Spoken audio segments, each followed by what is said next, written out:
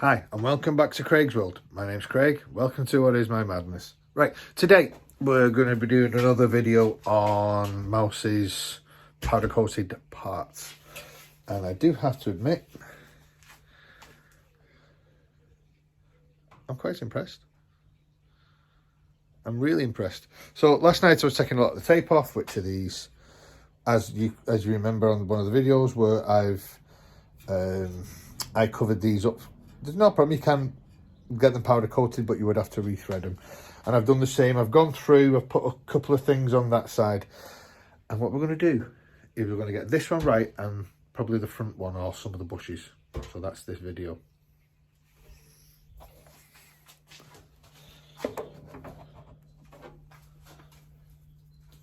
So with this, you could put this directly back onto mouse. You can, the 3 bolts that go through it on either side, put it straight up. This is the back end. This is what you're going to see underneath the vehicle, and in between there is the differential, which the one that I got so far, well, I shouldn't say the one I've got so far, I got this one powder coated silver.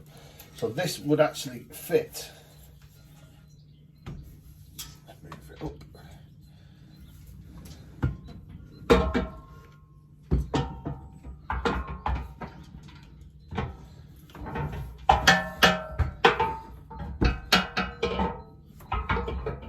So that is roughly where it should fit. So that is what you're going to see at the angle, right? That is what you are going to see. So it's only a mock-up, and the pieces that hold that on, I've just painted them outside. So last night when I went in, as I've said, I've got all the nylock bushes. So the procedure for those compared to the old ones, let me just get another one I'll show you.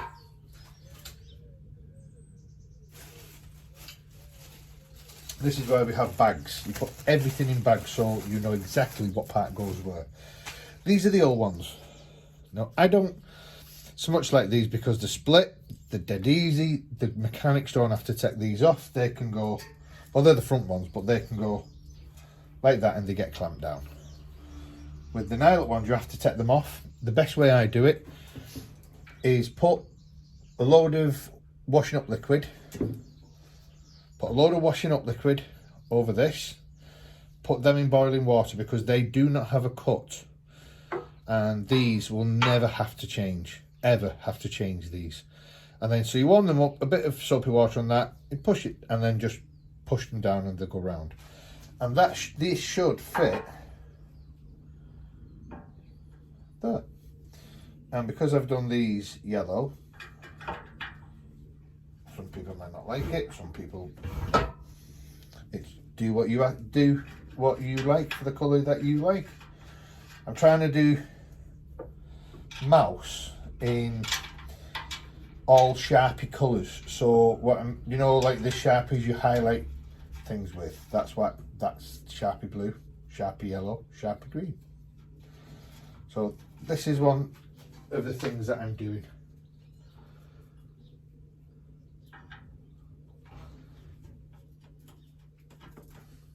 And I'd rather put these on now, and we'll put the brake line on the other side.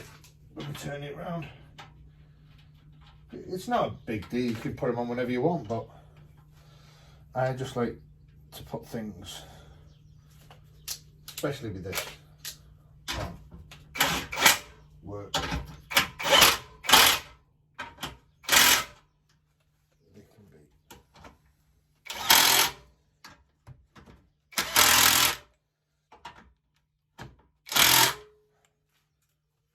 So that's it, they're in nice and tight. As you can see, it doesn't even move now. So that will be the anti-roll bar. Yes, the powder coaters did these wrong. These are the linkages which go to this, then to your bottom arm. But they should have been green. I'll decide whether to take them back and get them redone. But that's dead easy. The same procedure, clean up, put the bushes in them. So that's the anti-roll bar fitted onto Mouse's back axle. So I'm just going to spin this over.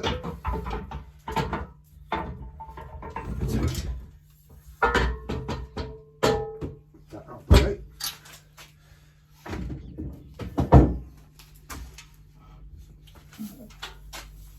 Oh yeah. Surprisingly heavy. So temporarily I've just put this back on, and this is part of the brake system where the brake line from the front goes in there. Then we have a pipe from here to split to the other caliper. So that's a caliper and that's a caliper. So that's what them are for. But these are going to get new. But I'm not getting a new pipe because the pipe was perfectly fine. And these were what we got off Mouse, the little clips. So we'll put the clips back in. And they come out of my bag of bits as well. And they go in there. So,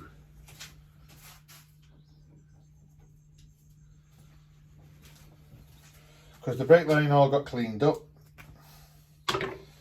and I painted the brake line. So that should theoretically fit there. Just like that.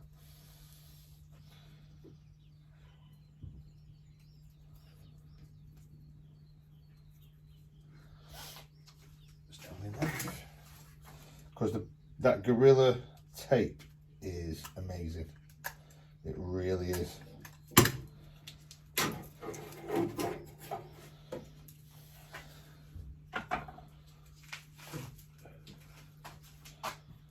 The same on that.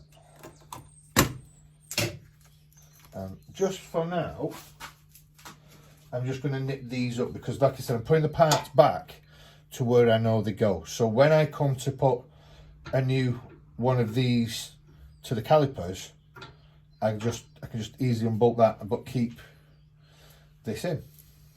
So I clip that on there and that on there.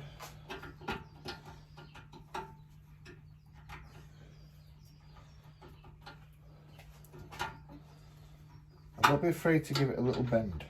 If it needs to go over, put it over.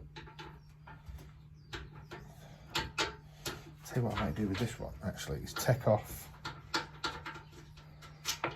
this little bracket for now.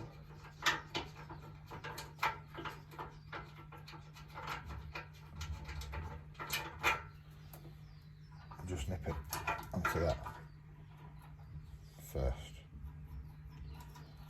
Like I said, I'm not over tightening these, I'm just going to hand tighten them. And then put that back on there.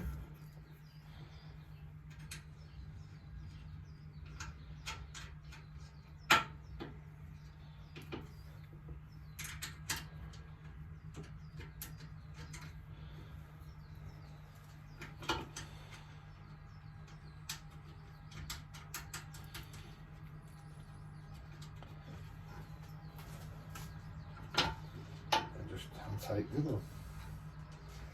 There you go.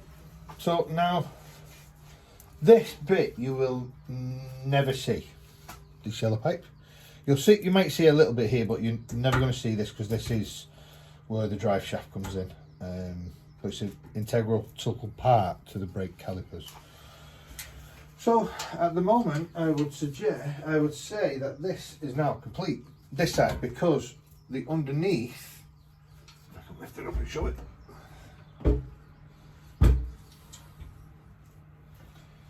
I have already cleaned these up, and in fairness, to be fair, I will. Oh God, that is getting heavy now. 1 second.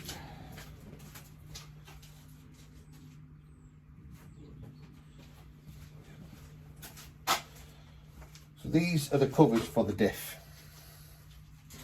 So when the differential fits over that, like we said, and I'll show you how this works.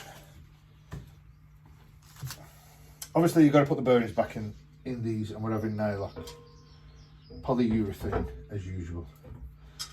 So that fits in there, as you can see. And I'll flip it around. So as you can see, they fit in there. And we're going to put polyurethane in these. And then what these do, I'll undo these in a sec, they then fit over that, like that, to support the differential. So I've just unwrapped them. These are, like I said, I've just painted them yellow. And what happens, like I said, the diff is there. This then goes on like so.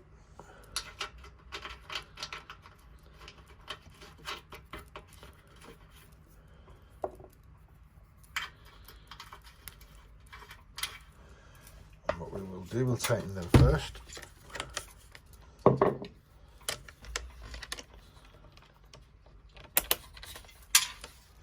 I said not hard,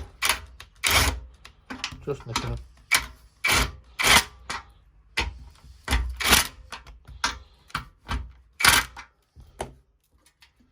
So that is, as I said, that's solid. So the big bolt just goes in the middle. And like I said, I'm doing this now, so all the bags that are over there, I'm going through my bags so they're not as lot as they are. Yeah, because we put all the names on them, it does make it much easier. There you go. And that one's solid. Absolutely solid. So same on this side, but if you remember, we had to cut one off, which I can do that at a later date. I don't have to do it now.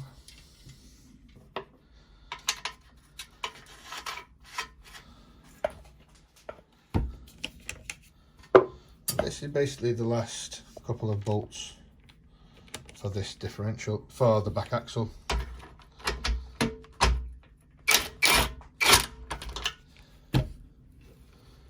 then we can put this underneath the bench and forget about it until we need it. So when we're doing the rebuild I should say, you just take a piece straight on, take a piece straight on.